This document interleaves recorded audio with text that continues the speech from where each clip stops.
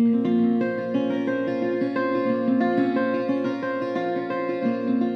might seem that not a lot happens at regional airports, and relatively speaking, passengers are thin on the ground and becoming thinner. But while passenger numbers shrink, costs are fixed, and to the beady eyes of government accounting officers, that just doesn't make sense. So the state subsidies to our regional airports have been slashed. Is this the end of a lifeline to the western fringe of the country, or just common sense? We are on the western periphery of the European Union. We are an island nation. Air access is critical for this region to develop. Putting money into airports means not putting it somewhere else, like hospitals or schools or wherever. So there are very, very tough choices. And I think that we should really question whether we should continue subsidising any of the regional airports. We are trying to grow tourism numbers, and we're actually trying to close a gateway for tourism to grow. In addition to the Republic's 3 international airports at Dublin, Cork and Shannon, there are 6 regional airports in Ireland. Donegal Airport had almost 51,000 passengers in 2009. Sligo Airport near Sligo Town had almost 27,000. Galway Airport had almost 200,000 passengers, while Waterford Airport had just over 110,000. Kerry Airport, with over 350,000 passengers, has a significant advantage in that its runway can accommodate passenger jets, as can Ireland West Airport at Knock, County Mayo, which had over 600,000 passengers in 2009. Improved road infrastructure is a key reason to question continued subsidies for regional airports, according to a Department of Transport report. It points out that travel time by road from Dublin to Galway is now only 2 hours, which suggests that driving should now be as fast as flying. It's not hard to imagine how getting to and through airports could make this possible. So could the car really beat the plane from Dublin to Galway? The programme's producers came up with a clever wheeze to test this theory. So, it seems that we've been given a task. In the style of a little-known motoring programme, you and Conor are to have a race from RTE car park to Nocton's pub in the heart of Galway and Shop Street. Conor will be travelling by car on the brand new motorway, while you will be travelling by air. Start time will be 7:30 a.m. tomorrow morning. So that's clear. But one of the private car's disadvantages is on show before we even start. The taxi to take me to Dublin Airport is waiting in the car park on time, but Conor has been delayed getting to the start line from North County Dublin. I leave at 7:30 a.m. sharp. Conor screeches out of the car park in a haze of tyre smoke, already 15 minutes late. And another advantage at Dublin Airport becomes apparent almost immediately. From the South City, there's a tunnel to it. And once we're in it, we're at the airport in a few minutes. So everything going swimmingly so far. There was no traffic delays. We're straight through the tunnel. Now we're at the terminal, we're on time, and we're going to be straight onto the plane. It looks like we'll be taking off on time.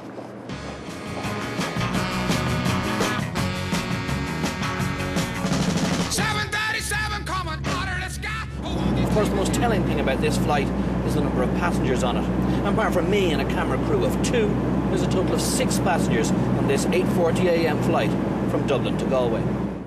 To compensate for fewer passengers at regional airports, the taxpayer has had to pay €212 million since 2000. By far the largest portion represented payments to airlines to provide so-called public service obligation routes, or PSOs, amounting to €159 million.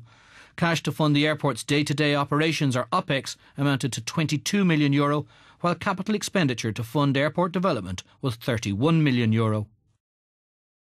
In the wake of a value for money report on regional airports, the Department of Transport has decided to cease all PSO routes except Donegal to Dublin and Kerry to Dublin from next month, and operational funding to help cover the day-to-day funding of Galway and Sligo airports will be cut from the end of this year. But Galway in particular is mounting a desperate rearguard action. We are trading at the bottom of an economic cycle, and in such times, transport and transport infrastructure needs to be supported. All forms of public transport in this country are supported. But in 2009, the taxpayer had to pay €68 for each passenger on the Dublin to Galway route.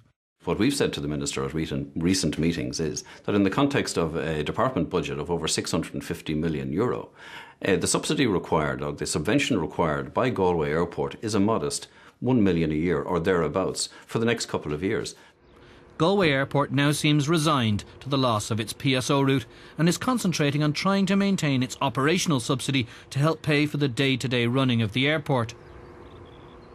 Of the operational subsidies paid by the taxpayer to regional airports since 2000, Galway has received almost a quarter of the total, amounting to €5.1 million. In recent years, the airport has required approximately €1 million a year to keep going, even with its PSO route.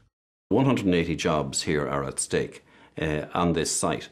Now, you take the financial contribution, the revenue contribution, PRSI and PAYE, of the 62 airport employees alone, and that outweighs by some €500,000 annually the cost of the operational subvention. So ultimately the taxpayer will pay if this airport closes. If we follow that argument through, that would mean that we could subsidise everything and get ourselves out of the recession, and that's hardly credible.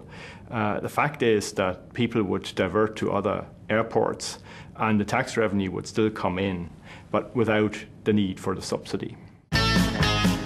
After a bad start, Conor is making good time. There are no major traffic hold-ups and he's eating up the miles on the motorway. But it's difficult to see how he can possibly catch up in me after my ultra-smooth airborne experience. There's a serious possibility that we might actually beat these guys to Knockton's and Shop Street. Got to sit down, take a rest on the porch.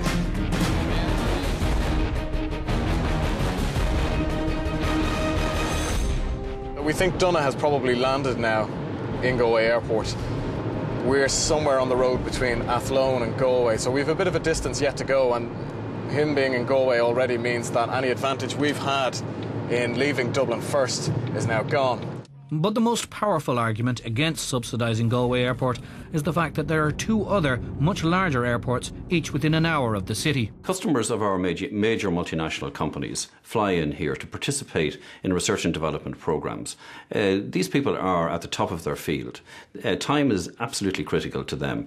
The prospect of asking those customers to arrive at Dublin, or arrive at Knock or Shannon, and spend an hour on a coach or hire a car, I think they wouldn't be too keen to come here. What businesses really like is having access to an airport that provides a very substantial level of international connectivity, and that is not the case with Galway.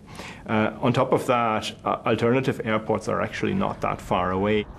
The road infrastructure from Shannon is not fully finished and may not be finished till 2020. The road infrastructure from Knock to Galway is deplorable. At the moment, Tuam has been dug up and it can take an hour to get through Tuam.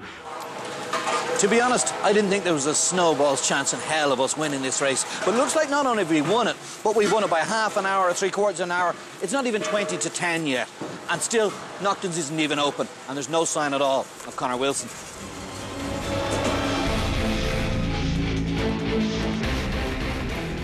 OK, so we decided to really ham this up.